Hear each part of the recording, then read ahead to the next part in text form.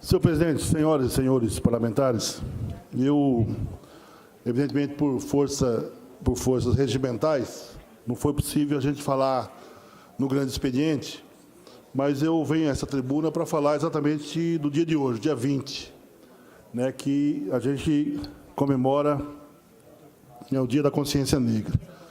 O deputado Amarildo, o deputado Pedro Kemp, com muita propriedade, falou aqui das ações, falou do seu compromisso, falou da responsabilidade que é a gente fazer a defesa de algumas políticas, e, dentre elas, a questão da política de promoção da igualdade racial. E eu quero lembrar, no período em que fui deputado federal, quando eu tive a oportunidade de coordenar, por 2 vezes consecutivas, um núcleo de parlamentares negros da Câmara Federal,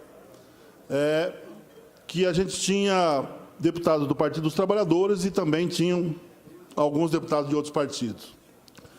Tive a felicidade e a honra de discutir o Estatuto de Promoção da Igualdade Racial. E vi, naquele estatuto, o que significa o preconceito, particularmente em relação às religiões de matriz africana.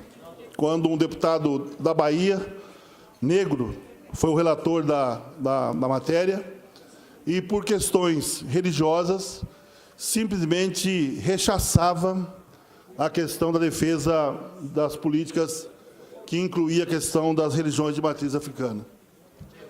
Então, senhor presidente, quando a gente fala de políticas, por exemplo, como política de cotas, e o deputado Amarildo foi muito feliz aqui quando ele disse que as políticas de cota não pode ser encarada como uma política que não seja uma política temporária, eu também concordo, porque, na verdade, o jornalista Zé Henrique, que nós honra aqui com a presença, que já teve a oportunidade de ser secretário lá em Dourados, de comunicação, tive a honra também de Vossa Senhoria ter sido meu assessor.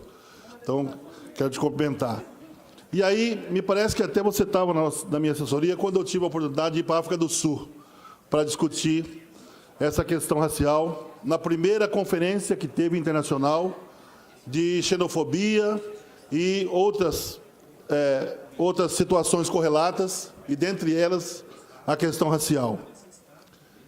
E eu tive a oportunidade, deputado Barbosinha, deputado professor Rinaldo, e deputado Paulo Correia e deputado Zé Teixeira, que está aqui presente aqui na sessão.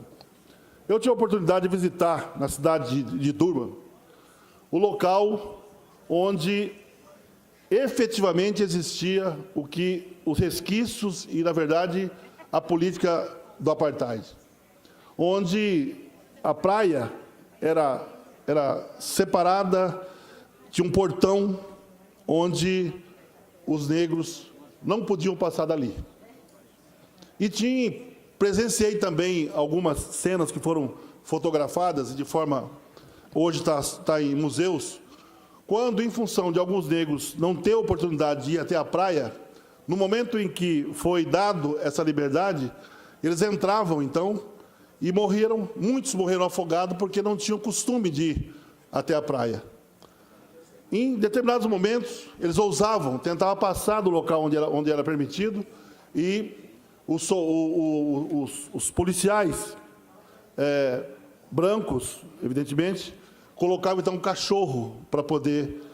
E muitos eram mordidos, porque eles passavam do local onde não era permitido e sofriam, então, essas agressões. Então, só pode saber o que significa o racismo. Por isso que, naquele momento, nós defendíamos, e foi uma das discussões que teve a maior polêmica, deputado Amarildo Cruz, foi quando a gente defendia não política de afirmação, mas sim política de reparação. E os Estados Unidos, particularmente, foi o país que mais fez questão de marcar sua posição em relação à política de reparação. Por que política de reparação? Porque aqui no Brasil, por exemplo, foram 500 anos de massacre, 500 anos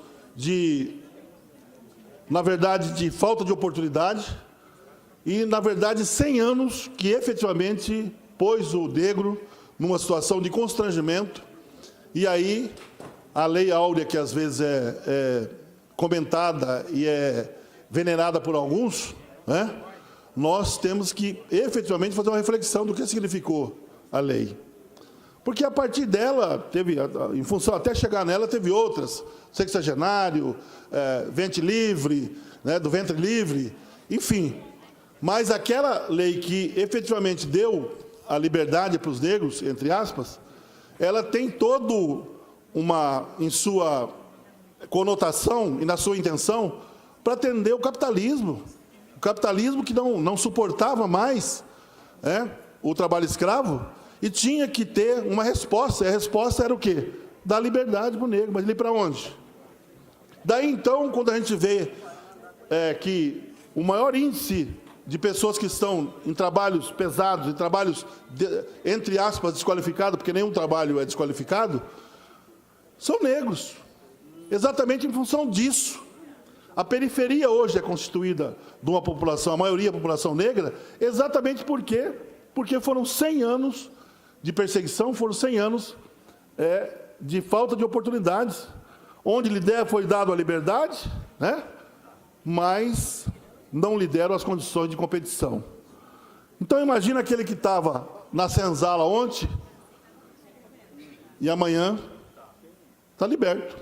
Ele vai para onde? Ele não tem outra saída a não ser engrossar as periferias das cidades.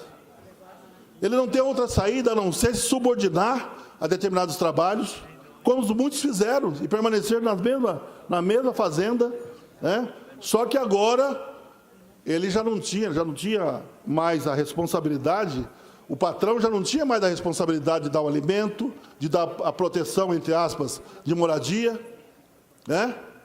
E aí ele teve que competir, por exemplo, com o imigrante europeu, que chega numa situação completamente diferente, que chega para enfrentar uma realidade completamente diferente. Então, quando a gente vê hoje, deputado Barbosinha, e aqui não vou entrar no mérito da posição ideológica, que todos vocês sabem da nossa, mas quando a gente fala que instituir com status de ministério uma secretaria de promoção da igualdade racial, é sinalizar para a população brasileira, aliás, a maioria da população brasileira, concretamente que nós queremos fazer política para atender a questão da desigualdade racial.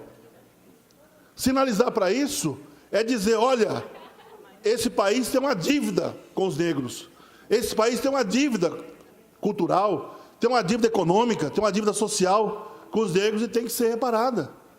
E nesse aspecto é que na África do Sul, naquele momento, foi tentado, de todas as formas, discutir política de reparação.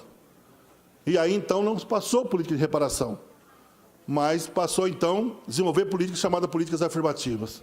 E o Brasil, com certeza, mostrou, através do governo Lula, através do governo da presidenta Dilma, que efetivamente atendeu essa solicitação, instituindo políticas afirmativas, e, dentre essas políticas afirmativas, instituiu, então, a CEPIR, que é a Secretaria de Promoção da Igualdade Racial. Ser negro nesse país não é fácil. Ser mulher negra, aí é muito mais difícil. Ser mulher negra nesse país é muito mais difícil. Ser negro já não é fácil. Ser mulher negra é muito mais difícil. Então, nós fazemos esse apelo aqui, nesse dia, no dia 20, que é um dia de reflexão. Só sabe o que é o racismo quem já passou por ele. Só sabe o que significa a humilhação em função da cor da pele é quem já passou por isso.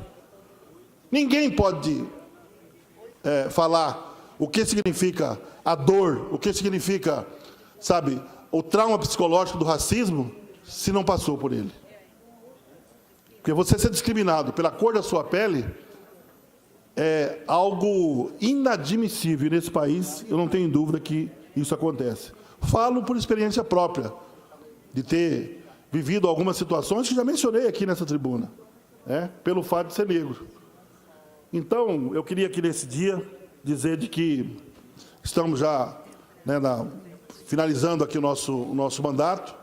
Dizer também que, mesmo como deputado federal e depois como delegado federal do Ministério do Desenvolvimento Agrário, nós procuramos desenvolver, com certeza, políticas de inclusão, políticas públicas para atender, né, a comunidade negra, para atender e promover a igualdade racial. Então, viva dia 20, viva a comunidade negra, viva o povo brasileiro, viva Zumbi dos Palmares e, acima de tudo, nós que estamos ainda, Marildo, resistindo e dizendo para o povo brasileiro: o racismo existe e o racismo dói. Repito, o racismo existe e o racismo dói. Só sabe o que é sofrer quem já passou por ele. Muito obrigado, senhor presidente.